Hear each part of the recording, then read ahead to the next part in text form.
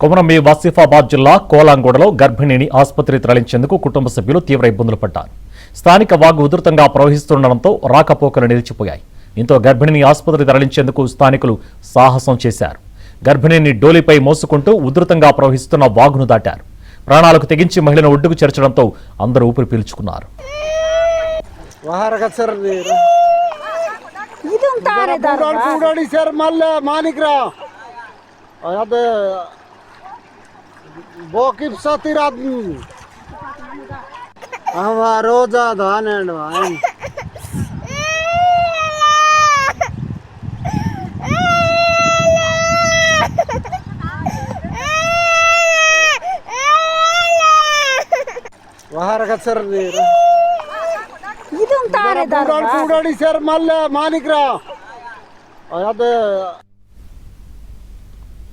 కొమరంభీం ఆసిఫాబాద్ జిల్లా కోలాంగూడలో గర్భిణిని ఆసుపత్రికి తరలించేందుకు కుటుంబ సభ్యులు తీవ్ర ఇబ్బందులు పడ్డారు. స్థానిక వాగు ఉధృతంగా ప్రవహిస్తుండటంతో రాకపోకలు నిలిచిపోయాయి. దీంతో గర్భిణిని ఆసుపత్రికి తరలించేందుకు స్థానికులు సాహసం చేశారు. గర్భిణిని డోలిపై మోసుకుంటూ ఉధృతంగా ప్రవహిస్తున్న వాగును దాటారు. ప్రాణాలకు తెగించి మహిళను ఒడ్డుకు చేర్చడంతో అందరూ ఊపిరి పీల్చుకున్నారు.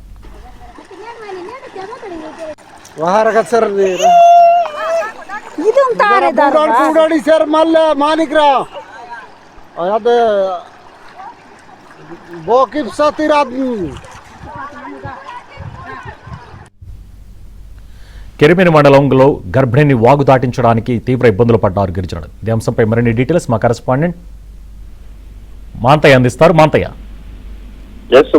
ఆసిఫాబాద్ జిల్లాలో చిన్న వర్షం పడితే చాలు వాగులు భారీ ఎత్తున పొందుతున్నాయి. ఎక్కడ కూడా వంతెన నిర్మాణం జరగకపోవడంతో ఆదివాసీ గ్రామాల ప్రజలు ప్రాణాలు ఆరోగ్యతలో పెట్టుకుని ప్రయాణాలు చేస్తున్న పరిస్థితి. ముఖ్యంగా అత్యవసర పరిస్థితుల్లో వైద్య సహాయం కోసం వెళ్లేందుకు మొత్తం నానా తంటాలు పడుతున్నారు. నిన్న మనం చూడవచ్చు, ఒక గర్భిణి కోలాంగూడ కిరవరి మండలం కోలాంగూడకు చెందిన గర్భిణి పుట్టినప్పులతో బాధపడుతుండగా ఆమెను హాస్పిటల్ తరలించేందుకు మండల కేంద్రానికి తరలించేందుకు నానా తిప్పలు పడ్డారు.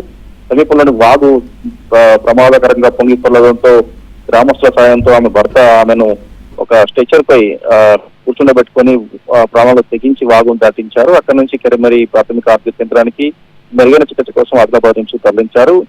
తరచు కూడా ప్రతిరోజు కూడా ఏదో ఒక చోట ఇలాంటి ఘటన చోటు చేసుకుంటుంది. అనేక గ్రామాలకు సంబంధించి వాగులపై ఎలాంటి వంతెన లేకపోవడం, సరైన రహదార వ్యవస్థ లేకపోవడంతో కొమరంభీం ఆసిఫాబాద్ జిల్లాకు సంబంధించిన ఆదివాసీ గ్రామ దాదాపు 150 పైగా ఆదివాసీ గ్రామాల ప్రజలు తీవ్ర ఇబ్బందులు పడుతున్నారు. ఈ వర్షాకాలం సీజన్ లో వారి ప్రాణాలు తెగించి వెళ్లాల్సిందే.